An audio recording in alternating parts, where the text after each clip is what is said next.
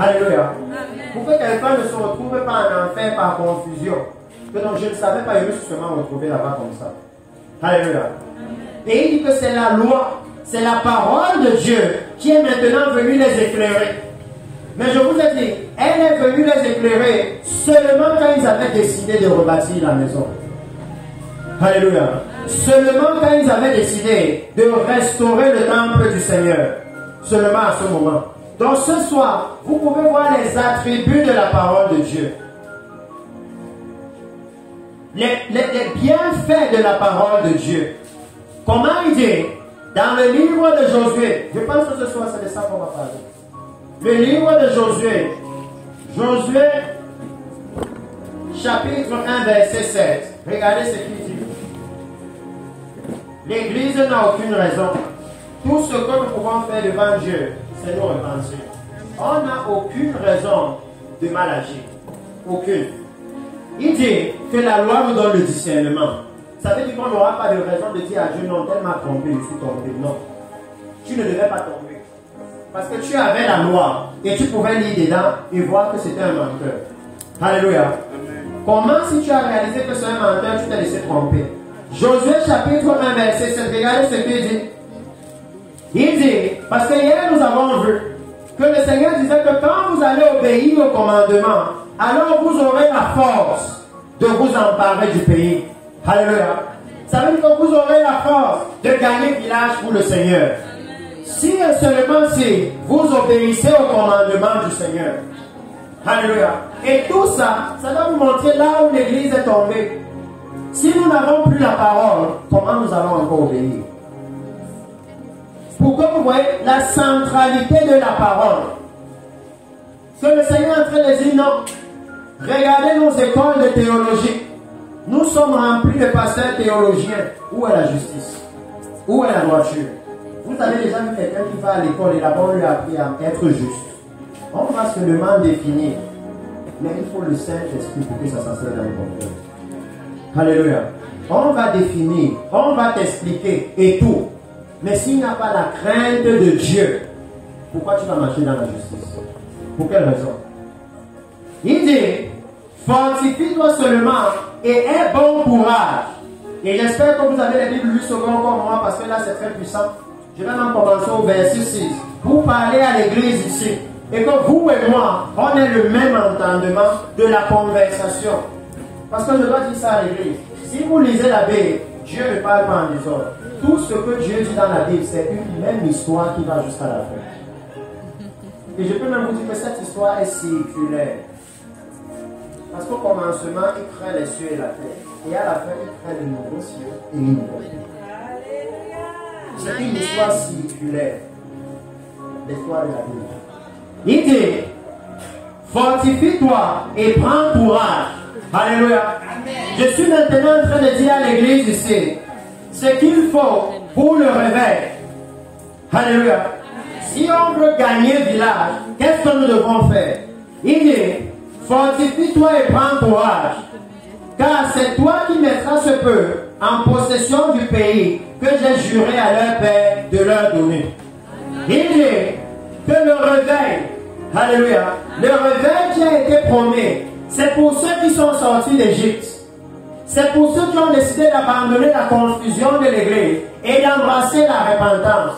C'est pour ceux-là qui ont décidé de mettre le sang de l'agneau sur le linteau et les poteaux des portes. Alléluia. Eux, ils sont sortis d'Égypte. Et maintenant, à un niveau, le Seigneur leur dit que, ok, maintenant que vous êtes à l'entrée de la terre promise, vous êtes à la frontière de la terre promise. Alléluia. Il dit maintenant, ce que ça vous demande, c'est de vous fortifier et d'être courageux. Vous devez être courageux. Parce que c'est le genre de chemin là où, je peux vous dire, si quelqu'un ici est emporté par ce message, il va se retrouver à réprimander le péché partout. Là, on va dire vraiment le pasteur s'il faut le chasser ici. Vraiment, il vient garder ce corps. Ça demande le courage. Que quand vous allez arriver et tout le monde dit, oh apôtre, apôtre, vous vous dites, oh pasteur, comment tu vas? Et tout le monde dit, pourquoi il lui manque de respect? On dit, non, la Bible. Pardon, revenons à la Bible. Laissons les sentiments. Les sentiments là ne vont amener personne au ciel. Ayez les sentiments qui étaient en Christ. Parce que Jésus leur disait que comment est-ce que vous allez me croire, vous qui aimez vous féliciter les uns les autres. Vous allez vous dire, oh apôtre, oui prophète. Mais où est la prophétie? Zéro. Où est le signe de l'apostolat? Zéro. Mais je veux qu'il m'appelle apôtre et que moi je l'appelle prophète. Et on marche et tout le monde dit, oh, voilà l'apôtre, voilà le prophète. Mais où sont les œuvres des apôtres et des prophètes? Il n'y a pas. Il n'y a pas. Mais on aime ça. Les honneurs des hommes. Il dit non, ça va finir. C'est pourquoi il dit, fortifie-toi et prends courage. Que le moment où maintenant le Seigneur dit, regarde, je vais mettre le réveil dans tes mains. Il dit, le reste là, ce n'est pas ton problème. Mais ça va te demander le courage. Alléluia. Parce que comme Moïse, à un moment, tout le peuple peut se lever contre toi. Comme David, à un moment, tout le peuple peut décider que non, lapidons-le. Vraiment, pasteur est devenu bizarre. Maman Maya, on ne sait pas ce qu'il arrive. Elle réprimande tout. Elle ne nous laisse plus. Si tu viens seulement dans telle position, elle prêche directement, elle dit, oh ça c'est le péché. Elle expose tout le monde. Et je dois vous dire que c'est là que vous savez que le Saint-Esprit est là. Parce qu'il ne peut rien faire d'autre que amener la sainteté. Alléluia. Quand la réprimande est déjà bien entrée dans l'église. Et il dit, fortifie-toi et prends courage, car c'est toi qui mettras ce peuple en possession du pays que j'ai juré à leur père de leur donner. Il dit, regardez, et vous savez dans la Bible vous dit dans le livre de Genèse, que lorsque le Seigneur dit quelque chose deux fois, c'est qu'il va le faire. Alléluia. Dans le livre de Genèse, c'est ce que Joseph a dit à Pharaon. Et il dit ici une deuxième fois, fortifie-toi seulement et aie bon courage. Alléluia. Et maintenant il lui explique. Pourquoi l'église manque de force, pourquoi l'église manque de courage. Il lui explique. Il lui dit, en agissant fidèlement selon toute la loi de Moïse. Que le courage de l'église, la force de l'église, vient de leur obéissance à la parole de Dieu. La fidélité à la parole de Dieu. Maintenant, alors que nous avons mis les Bibles de côté, maintenant que beaucoup d'entre nous ont dit non, dès que je veux commencer, je dors. Dès que je veux commencer, je dors.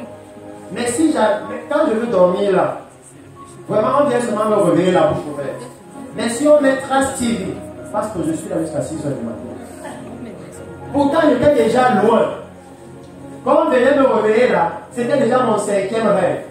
Mais si la personne met Trace TV, tout part. Jusqu'à 6h, je suis debout.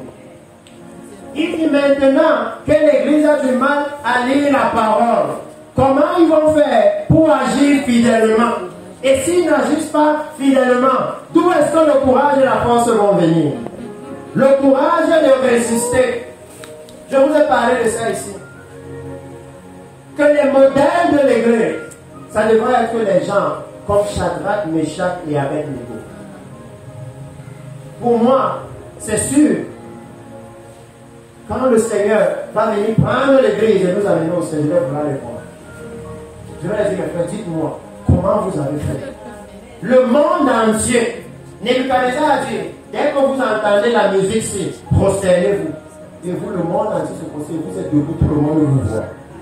Alors que dans l'église, elle est assise là. Et on a prêché. Et elle est assise. Et elle sait qu'elle est dans l'immoralité. Elle sait qu'elle est dans le mensonge. Et on dit qui veut se repentir, regarde le reste.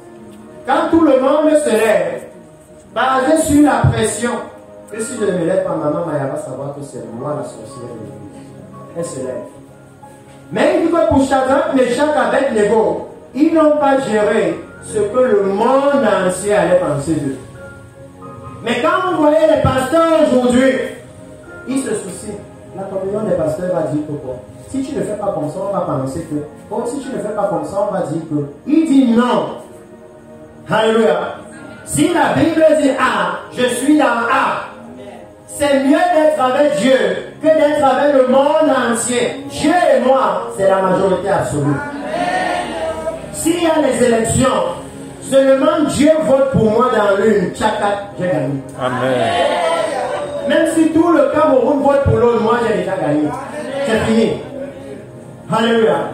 Que l'église devrait se tenir à ça. Mais l'église est sous la pression du monde, la pression des autres. Oh, qu'est-ce qu'ils vont dire? Oh, qu'est-ce qu'ils vont penser? C'est pourquoi il dit non. Une fois que vous avez trouvé ça dans la Bible, alléluia, vous vous tenez dessus. Point final. C'est comme ça, je ne peux plus bouger. La Bible dit que c'est fini. C'est là où l'église est tombée.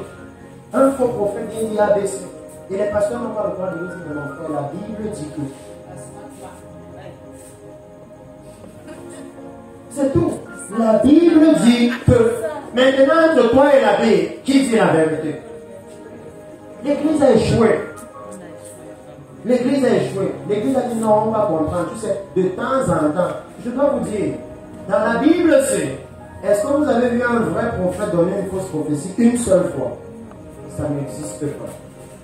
C'est pourquoi les gens qui disent qu'ils sont prophètes, ils m'amusent beaucoup. Que le standard de vie, la proximité entre un prophète et Dieu est tellement énorme. Il n'a pas le droit de dire autre chose que ce que Dieu dit. Prenez l'exemple, le jeune et le vieux prophète. Une seule désobéissance, il est mort. Une seule. Donc quand je vois les gens qui disent je suis prophète, je me dis mais est-ce qu'on lit la même Bible? Tu as vu comment les prophètes vivaient, ils dormaient dans les grottes. Ils avaient un style de vie bizarre. Il n'y avait rien dans leur vie que tu veux envier. Rien. La Bible vous dit que la plupart étaient des hommes dénués de tout. Regardez Élie avec toute la puissance et l'autorité qu'il avait. C'est une veuve qui le nourrissait. Avec toute la puissance et l'autorité. Et nous, nos prophètes, non, ils ont toujours la humeur. Et la humeur là, c'est la preuve de l'onction. C'est la preuve de... Il y a un problème dans l'église. Je me dis comment l'église ne voit pas ça. Qu'il y a un problème. Et le témoignage, il n'y a pas. Qu'est-ce que tu dis en tant que prophète? Il n'y a pas. Qu'est-ce que tu fais en tant... Il n'y a pas. Et il dit la parole. C'est elle qui va vous donner la capacité. Que si ce n'est pas comme la Bible dit, moi je ne suis pas dedans. Alléluia. Parce que même l'entrée au ciel, c'est la Bible qui décrit ça. Alléluia. Même comment le ciel est, c'est la Bible qui décrit ça. Alléluia. C'est la Bible. Donc il y a un niveau où le Seigneur est en train de dire, commençons à rebâtir, à restaurer au pupitre la parole de l'Éternel. Alléluia. Que dans nos cœurs, le centre de notre réflexion redevienne la parole de l'Éternel. Alléluia. Et c'est possible. Il dit, selon la loi que mon serviteur Moïse t'a prescrite, ne t'en détourne ni à droite ni à gauche, afin de réussir dans ce que tu entreprendras. Alléluia. Et si vous regardez l'histoire de Josias, qui est notre point de départ, la Bible va vous dire que Josias a marché dans les voies de David sans se détourner ni à gauche ni à droite. Et la Bible vous dit que la raison pour laquelle Dieu a suscité David, c'est que c'est David qui devait délivrer Israël de tous ses ennemis. Est-ce que David a réussi? Clair, au point où on a dit que Salomon n'avait même pas d'ennemi. Parce que son père était un homme de guerre. Il avait géré tous les autres. Il n'a pas échoué. Alléluia. Donc Josias avait compris que si je veux réussir dans mon mandat, laisse-moi faire comme David. David lui-même obéissait à la loi de l'Éternel.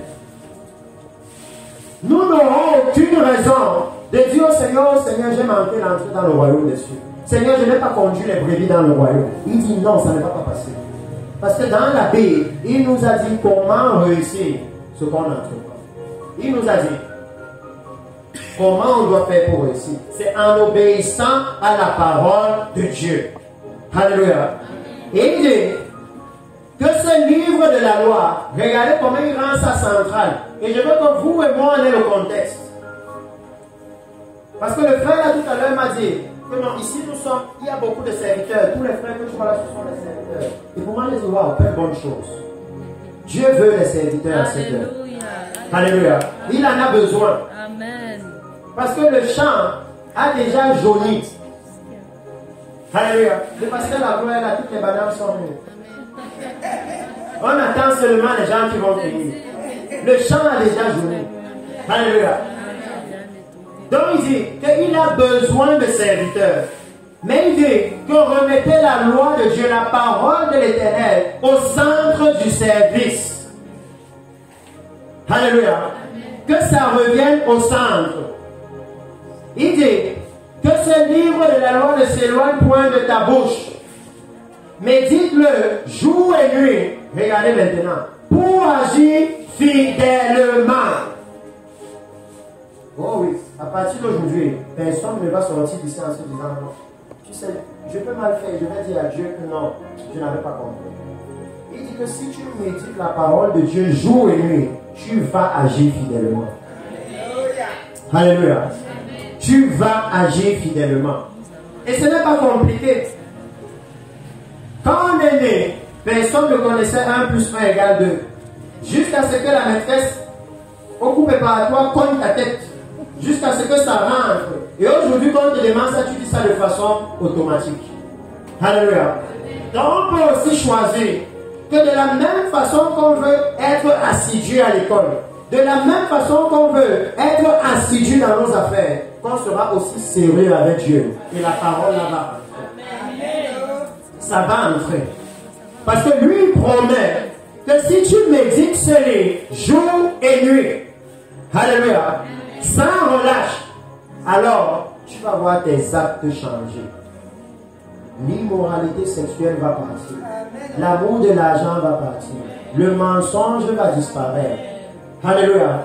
Pourquoi? Parce que le Saint-Esprit va commencer à caminer profond et à te montrer les conséquences de ces choses, les bienfaits d'obéir à Dieu. Le Saint-Esprit va de plus en plus te révéler la parole. Le rôle du Saint-Esprit, Jésus a dit, il prendra ce qui est à moi et il vous le révélera. C'est de nous révéler de plus en plus de Jésus, pas des démons, de Jésus. Et Jésus est saint. Alléluia. Donc il n'y a pas de possibilité qu'il vienne à l'église pour favoriser le péché, pour favoriser l'immoralité. C'est impossible. Et il dit non, que ce livre de la loi ne s'éloigne point de ta bouche, mais dis-le jour et nuit pour agir fidèlement selon tout ce qui y est écrit. Car c'est alors que tu auras du succès dans ce que tu entreprendras. Alléluia. Il dit que si nous voulons le réveil, regardez, nous sommes comme en train de bâtir une maison et on commence par la fondation. Je vous ai dit ici le premier jour que même le Seigneur, avant de créer le monde, la première chose, c'était sa parole. Alléluia. La fondation doit être la parole de Dieu. Alléluia. Si on cherche encore les réponses et la direction ailleurs, l'ennemi va toujours nous tromper. Mais si on reste fidèle à la parole de Dieu, alléluia, le Seigneur va nous conduire. Donc il dit que non, ne t'éloigne point, ne l'éloigne point de ta bouche. Dans certaines Bibles, on va même vous dire, répète la parole là continuellement. dans certaines Bibles, que répète ça continuellement. Ça veut dire, oh, je ne sais pas souvent comment partager ça aux gens. Mais quand je dis souvent, même le pasteur la voix, même Maman Maya, je souhaite que s'il y a un meeting dans ce pays, le Kenya, que n'importe qui peut venir vienne. Vous allez parler à un chrétien dans l'église. Un chrétien, vous croyez que vous parlez à un pasteur. Tout ce qu'il dit, c'est la Bible, la Bible, la Bible. Vous êtes choqués. Quoi que ce soit, quel que soit le domaine de la vie dont vous parlez avec lui, quand il parle, vous seulement la parole de Dieu. La vous demandez que le toi tu dors où, mon frère? Comment quelqu'un peut parler comme ça? Que tout ce qu'il dit, c'est la Bible. Tout ce qu'il fait, il s'applique comme tu sais les Écritures, tu sais comme ça, comme ça. Quand le roi est là, il dit, mais mon frère, toi tu fais comment? Nous, chez nous là-bas, c'est les songes et les visions. C'est Dieu m'a dit. Et notre Dieu m'a dit, ça ne produit rien. Les bagarres, les disputes, les divisions, les jalousies, les haines. Et on ne s'arrête pas pour dire, hé, quand Dieu parle, ça ne produit pas ça. La Bible doit devenir le centre. Alléluia. La Bible est ce qui va enlever les querelles dans l'église. C'est pourquoi je vous ai dit, qu'il dit non, toi qui te glorifie de Dieu, il ne sera plus question de non. Moi, le pasteur, je pense que, l'autre pasteur pense que, et on se déchire pour ça, il sera question de qu'est-ce que la Bible dit, qu'est-ce que Dieu lui dit. Soumettons-nous à ce que la Bible dit. Alléluia. Il n'y a pas de division possible là-bas. Mais si chacun veut amener son songe, sa vision, son ceci, on va toujours se bagarrer. Parce que l'ennemi va entrer là-bas. Il sait que là-bas, c'est facile de les atteindre. Et il sait que pour rebâtir, il y a nécessité. Nous allons parler de ça dans la suite. Il y a nécessité qu'ils se mettent ensemble. Alléluia. Même je sais que certainement ici, il y a des entrepreneurs, des techniciens. Il n'y a jamais une personne qui construit toute la maison lui seul. Alléluia. Il a toujours besoin de quelqu'un pour l'aider à fixer les fenêtres, pour l'aider à couler les poteaux. Il ne peut pas arrêter tout ça au même moment seul. Alléluia. Ça veut dire que les ministres, ils ont besoin des autres pour le faire. Et il dit voilà la centralité de la parole. Continuons là-dedans à voir l'importance de la parole, le rôle de la parole. Dans le livre de Jean, parce qu'il dit ici que non, je vais vous fortifier, ayez bon courage. Ça veut dire la force, le courage. Jean chapitre 1. Jean chapitre 1. Regardez ce qu'il élève. Il dit, cette parole que vous connaissez tous, verset 12. Avant qu'on avance dans notre message d'aujourd'hui, parce que nous sommes toujours là-bas avec le livre des rois. Mais maintenant, il faut que nous soyons équipés. Amen. Il dit, Jean chapitre 1, verset 12. Vous voyez le déroulé de l'histoire. C'est qu'il dit, au commencement était la parole. Alléluia. Et la parole était avec Dieu. Et la parole était Dieu. Alléluia. La base, même de tout ministère, c'est la parole de Dieu. Alléluia. Si vous vous basez sur la parole de Dieu, je ne suis pas en train de dire, l'église, on va dire, ok, Dieu m'a déjà envoyé, mais qu'est-ce que Dieu t'a dit? Il m'a dit, allez, faites de toutes les nations les disciples. Non. Dans la Bible, ça, normalement, c'est l'objet d'un autre message avec l'église ici, si maman m'a appelé. Mais dans la Bible, quand il vous appelle, dès le début, il vous montre la fin. Lisez toute la Bible, c'est toujours comme ça avec Dieu. Quand il appelle Jérémie, il dit déjà à Jérémie dès le début, fais quoi que tu fasses, je vais juger les gens. Le jugement va venir, donc sache que ton ministère, ça finit avec le jugement. Dès qu'il vient dire à Moïse, je veux les amener en terre promise. Dès le début, il vous dit la fin. Alléluia. C'est pourquoi maintenant, quand il appelle l'église, quand il appelle les pasteurs, à l'heure là où nous sommes, dès le début, il vous dit que l'église doit entrer dans le royaume de Dieu. Il vous dit déjà, la finalité du ministère à cette heure, c'est que le Messie va venir et les brebis doivent être prêtes. Alléluia.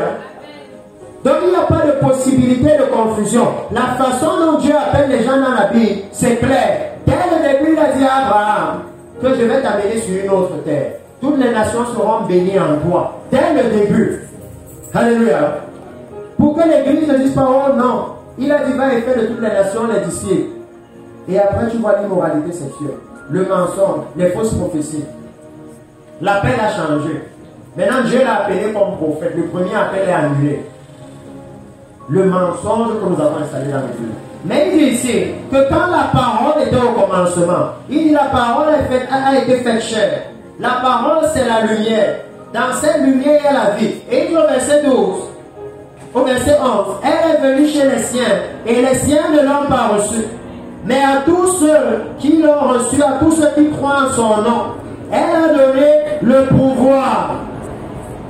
La parole, c'est ce qui va vous donner le pouvoir, la capacité, la force de devenir enfant de Dieu.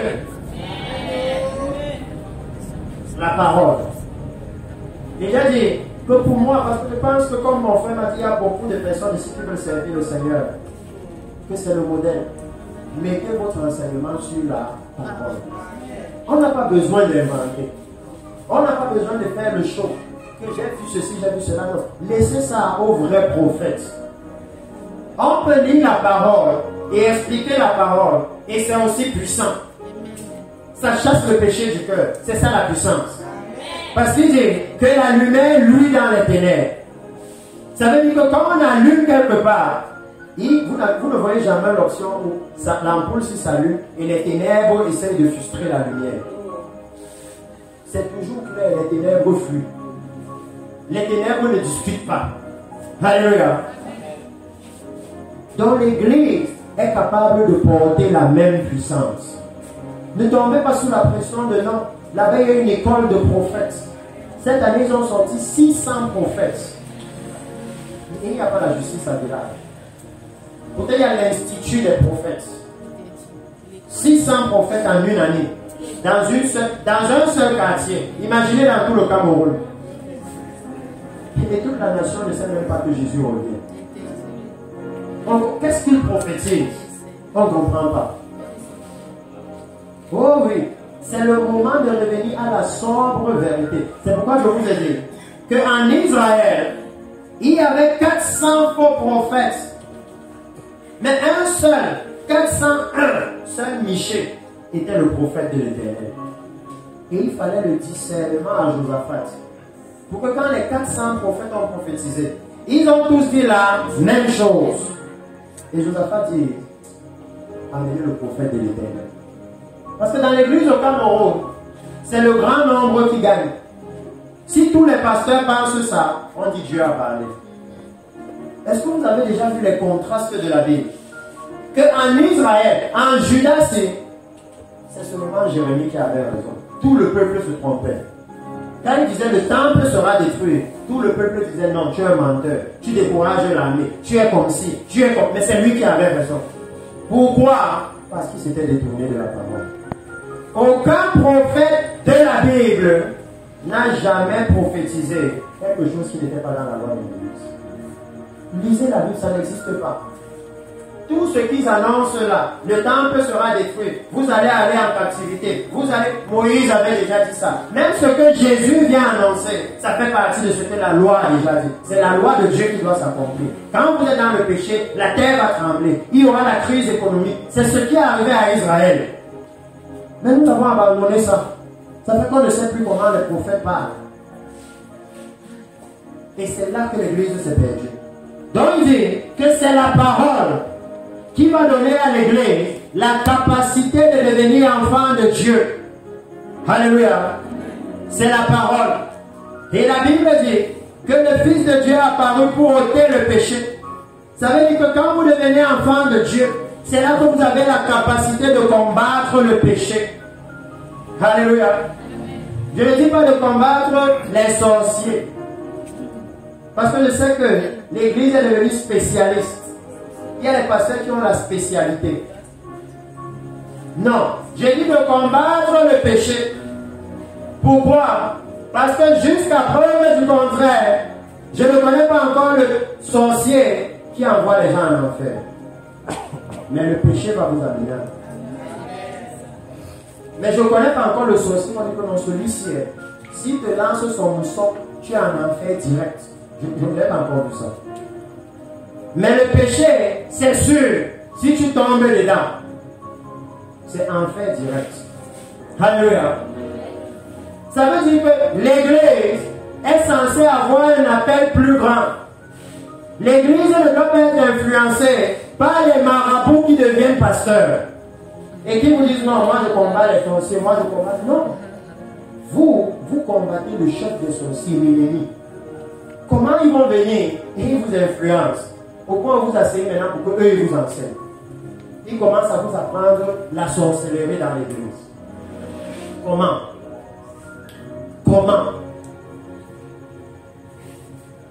Pourquoi j'ai été scandalisé? Je suis arrivé dans une église en disant que tout le monde maintenant mettait la main par terre. On va envoyer le feu dans la terre. On envoie le feu chez les voisins la nuit. La terre aussi nous a fait quoi? Vous avez sémé, ça n'a pas produit. Où est le problème? Ça, c'est la sorcellerie dans l'église. On cherche les trucs, les astuces, parce qu'on ne veut pas obéir à Dieu. On ne veut pas marcher dans la sainteté. On préfère chercher toutes sortes de choses que de se repentir et d'abandonner le péché. Donc il dit que voilà la puissance de la parole. Laissez-moi prendre une dernière écriture avant qu'on avance dans notre discussion aujourd'hui. Il me reste quelques minutes. Le livre de Timothée. Parce qu'on doit laisser voir la centralité, les effets de la parole. Oh oui. Parce que s'il y a une première chose que nous devons faire, nous devons tous recommencer à lire nos livres. Alléluia. Nous devons maintenant lire nos livres en réalisant que notre salut en dépend. Ce n'est pas juste que je lis comme ça pour m'amuser, non. Mon salut dépend de ce que je suis en train de lire. Alléluia. Parce que si on avait lu la Bible, on aurait vu là-bas qui dit les faux prophètes arrivent et qui donne même les marques des faux prophètes, qu'ils ont pour Dieu leur ventre. Que quand vous voyez que toujours il est en train de guetter le plat des offrandes et ceci, vous comprenez qu'il y a un problème avec le Messie. C'est dans la Bible, c'est clairement, on lit ça, mais c'est comme si, je ne sais pas, c'est comme si on nous a bandé les yeux. Alléluia. Dans le livre de Timothée, il dit 1 Timothée, 2 Timothée, bon laissez-moi arriver et voir. Ça doit être dans 2 Timothée.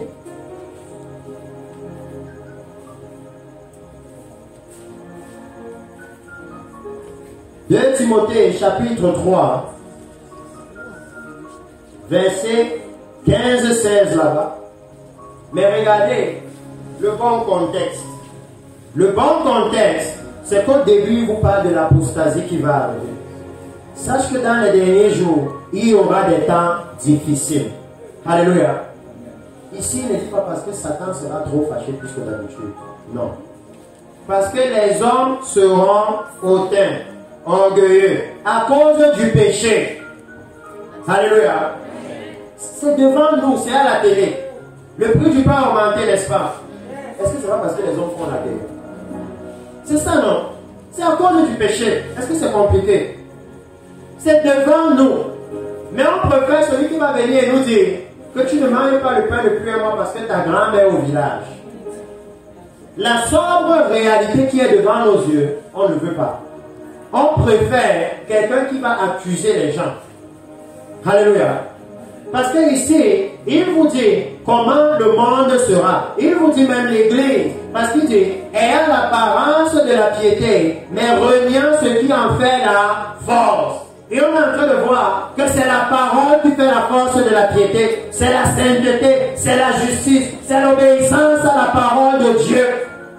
Et il dit, éloigne-toi de ces hommes-là. Et quand vous voyez l'église à village, ils sont restés à côté de ces hommes-là. Et ils ont été naturellement condamnés. Il dit que le péché est encore plus dangereux que le Covid. Même avec le masque, ça va t'attraper.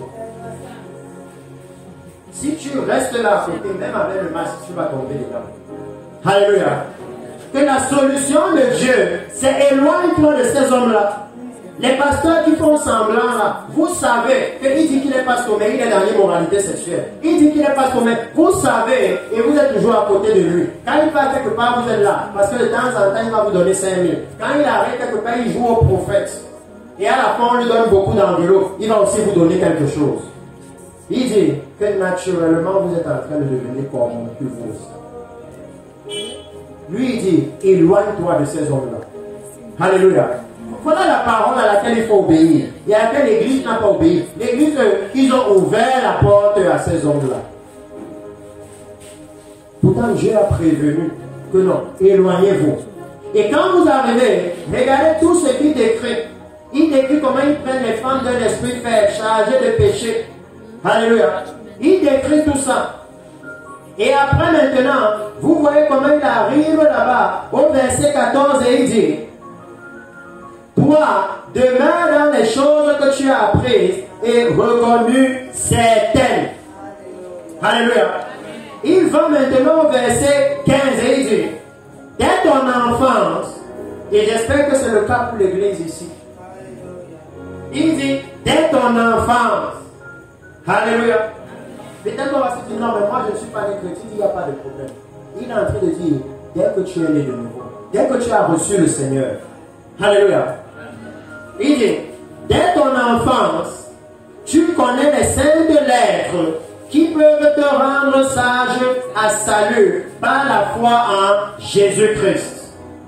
Il dit que la puissance de l'évangile est telle que la sagesse que les Écritures vous donnent, c'est pour le salut. Il n'y a pas dans la Bible les 7 clés pour devenir millionnaire, ça n'existe pas.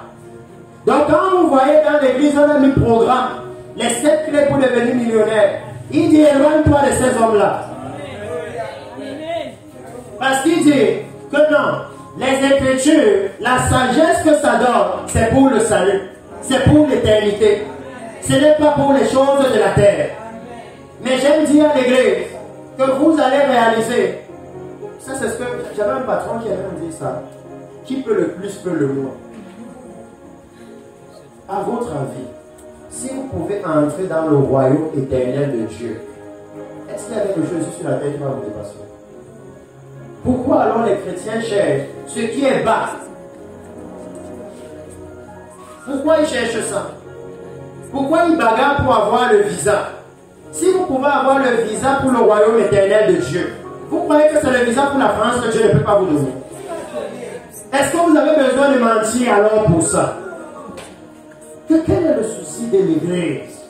Oui, non, parce qu'il a prophétisé, ça s'est accompli. Quand je te retrouve, il a prophétisé, comment ça s'est accompli? Arrivé à l'immigration, elle a menti. L'église, il dit, toute écriture est inspiré de Dieu. Il parle de la Bible-ci. Que tout ce qui est dans la Bible-ci est inspiré de Dieu. Ça veut dire que c'est le souffle de Dieu. Ça veut dire que c'est l'esprit de Dieu. Alléluia. Est inspiré de Dieu. Pourquoi j'amène ça? J'amène ça parce que j'ai réalisé que dans l'église, nous on écoute le Saint-Esprit mais pas la parole de Dieu. On croit qu'ils sont séparés. C'est faux. Si tu parles par le Saint-Esprit, ça sera égal à la parole de Dieu. Le Saint-Esprit ne va jamais dire quelque chose d'opposé à la parole de Dieu. Jamais. Il dit, toute écriture inspirée de Dieu est utile pour enseigner, pour convaincre, pour corriger et pour instruire dans la justice. Dieu est très clair, il délimite les choses. Que si l'instruction là vous amène maintenant à être injuste, être dans la convoitise, être dans la tromperie, ce n'est plus la parole de Dieu. Que à partir de ce moment, parce que c'est ça la première chose, c'est que vous savez, c'est toujours compliqué pour le chef de chantier d'engager le chantier. Et après, les techniciens du chantier trouvent un autre travail, ils ne viennent plus. Alléluia. Ça veut dire qu'il faut toujours s'assurer que l'église ne soit pas séduite. Que quelqu'un ne débarque pas d'ailleurs et invente des choses. Et vous voyez maintenant les serviteurs, parce que dans l'église est très faible, précieux que. Quand vous voyez l'église, on détourne même les pasteurs. Même quelqu'un qui dit qu'il est prophète, un autre prophète vient, il le trompe. Et tu dis, mais toi, Dieu est censé te parler. Mais il ne t'a pas montré que celui-ci vient te tromper. Au point où il vient, il te trompe devant toute l'église. Et tu te plains maintenant que la brebis ne croit plus en toi. Mais tu veux qu'il croit en toi. Tu viens de prouver que tu es un faux prophète. C'est normal qu'ils soient dans le doute. C'est normal. Parce qu'ils ont regardé la Bible. Et ils ont vu que on n'a pas trompé Élie comme ça. On n'a pas trompé Moïse comme ça. Comment toi, un faux pasteur vient et il entre dans l'église. Et c'est quand il a couché avec 2 sœurs que tu vois maintenant. Comment? Pourtant c'est toi qui l'as amené. Et tu nous as dit que c'est un homme de Dieu. Que c'est Dieu qui t'a parlé. Oh oui, la gravité. Il dit qu'elle instruit dans la justice, afin que l'homme de Dieu soit accompli et propre à toute bonne œuvre. Est-ce que vous voyez pourquoi on a parlé de ça? Parce qu'il est en train de dire que si nous voulons accomplir la bonne œuvre de restaurer la maison de l'Éternel, la bonne œuvre de restaurer l'Église, la parole de Dieu doit revenir au centre de notre vie. Que c'est seulement elle qui va nous rendre aptes à accomplir toute bonne œuvre. Alléluia. Je vais pas à pas pour qu'il n'y ait aucune confusion. Pas à pas. Parce que si je cours seulement et je m'en vais dans le travail de purification qui a commencé, on ne peut ne pas comprendre sur quelle base ils purifiaient. Alléluia. Maintenant, ils avaient la parole. Ils avaient le conseil du Seigneur dans sa parole. Et vous voyez, nous étions seulement en train de résumer ce que nous avons vu et je vois le temps qui passe. Parce qu'on s'est seulement arrêté là où ils ont trouvé le livre de la loi. C'est seulement ça. Ils n'ont même pas encore vu comment il s'est humilié. Mais vous voyez déjà que lorsque la parole du Seigneur est retrouvée, le message devient vaste. Et il n'y a pas le temps spécial qu'on aime dans l'église. Le faux temps de l'esprit. Dans beaucoup d'églises, j'ai vu ça. Après la parole, il faut l'esprit. Et on commence à raconter les fausses choses aux gens. Les fausses choses. Les gens tombent à gauche, à droite, mais il n'y a pas de Seigneur. La même sœur là qu'on délivre tous les dimanches est toujours dans la mini-jupe et dans le concubinage. Mais chaque dimanche, le démon part.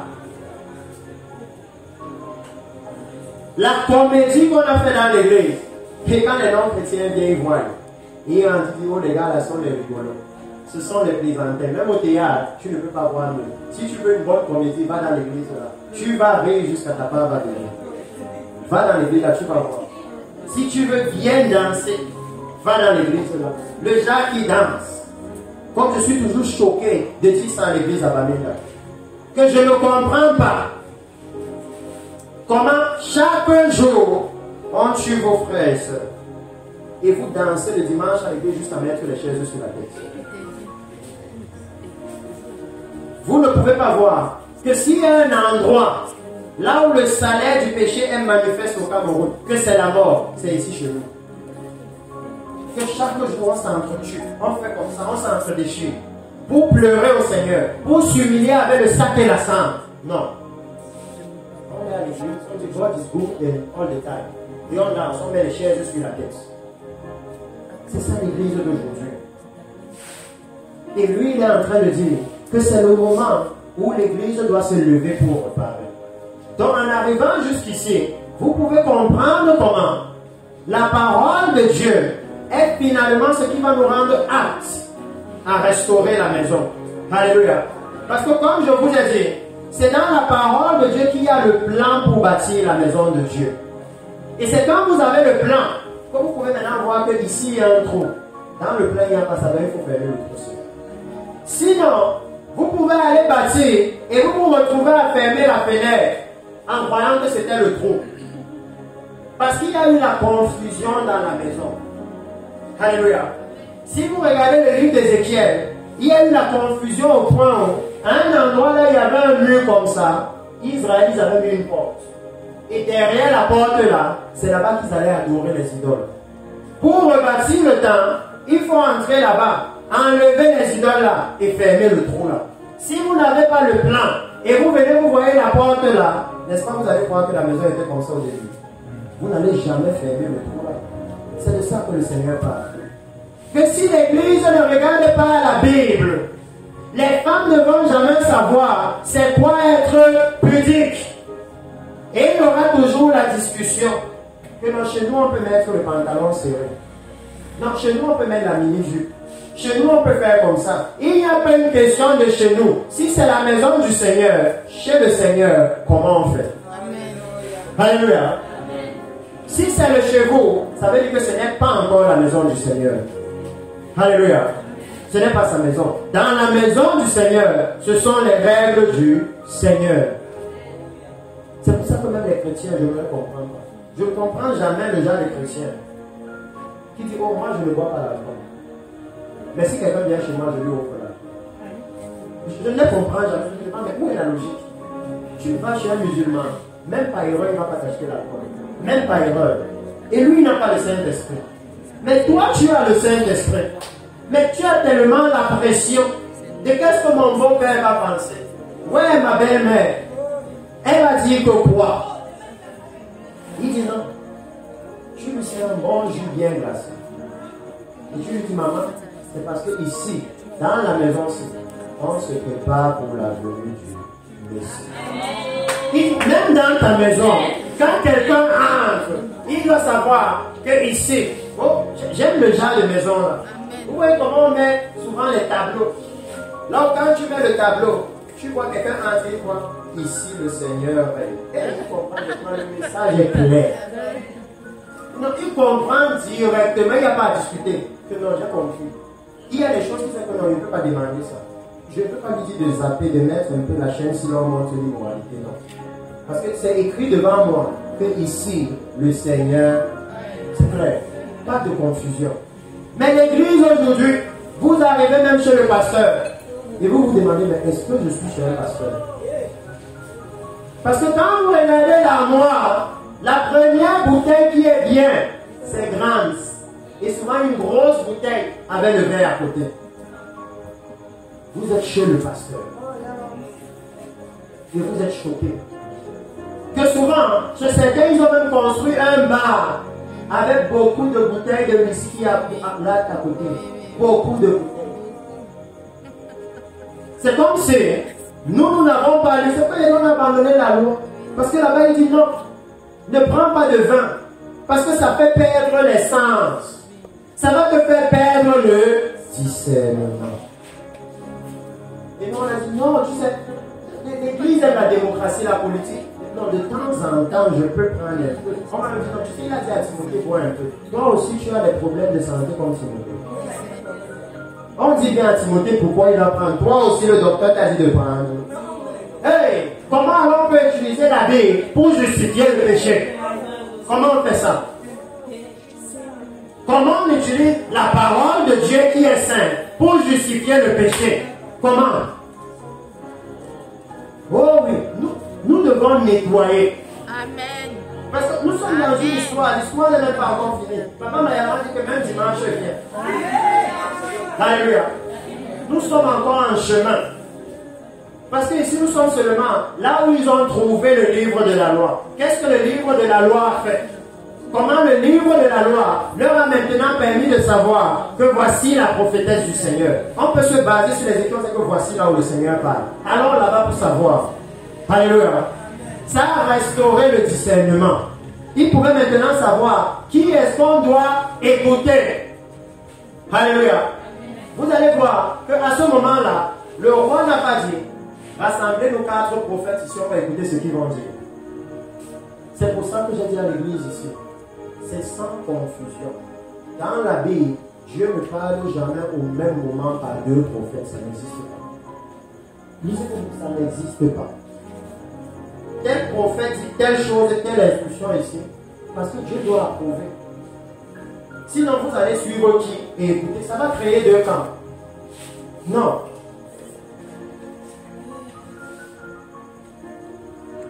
Ça va créer 2 camps.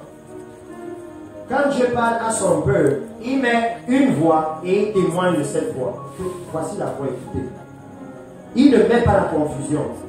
Il dit, c'est pourquoi vous allez voir dans Corinthiens, on va vous dire quoi? Parce que je sais que c'est difficile à comprendre pour l'église. Dans Corinthiens, on va vous dire que s'il y a plusieurs prophètes, Quand un se lève, les autres font quoi?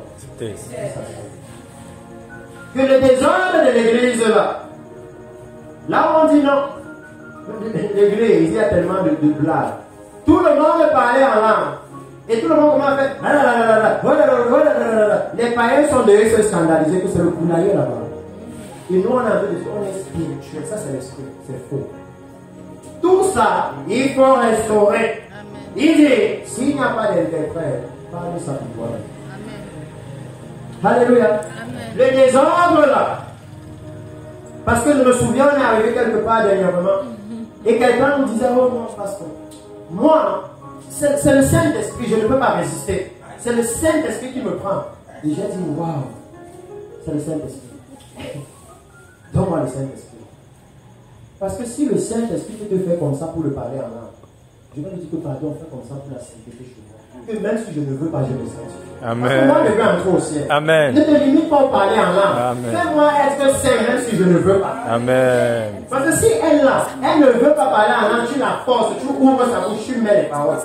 Moi, je veux la sainteté. Si tu veux que je ne parle jamais, que je devienne même mieux. Mais que je sois saint, même si je ne veux pas. Même si je me lève le matin, je prie en disant aujourd'hui je vais aller dans le péché. Tu me forces à être saint. Si tu peux forcer les gens, voilà moi là où je veux que tu me forces. Parce que la Bible est claire. Mais la pression est venue dans l'église.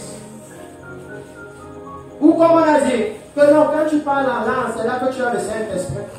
Même quelqu'un qui n'est pas né de nouveau, il voit tout le monde faire shabadabadabada. Lui aussi commence à dire pour lui. Et il est dans le péché sexuel. Il est dans la convoitise. Il est dans le mensonge. Mais puisque tout le monde fait si moi aussi je dis pour moi, tu sais que c'est quoi? On dit seulement non. Oh oui. On dit seulement. On dit seulement. Et c'est devenu le désordre total dans l'église. Beaucoup de chrétiens aujourd'hui croient qu'ils sont nés de nouveau parce qu'ils font shabadabadabada. Les pasteurs, vous arrivez avec les pasteurs pour prier. Dès qu'ils disent Seigneur Jésus, merci pour cette journée. Et à la fin, tu dois dire Amen. Pourtant, dans la Bible, on dit comment je vais dire Amen à quelque chose que je ne comprends pas. Dieu est un Dieu d'ordre.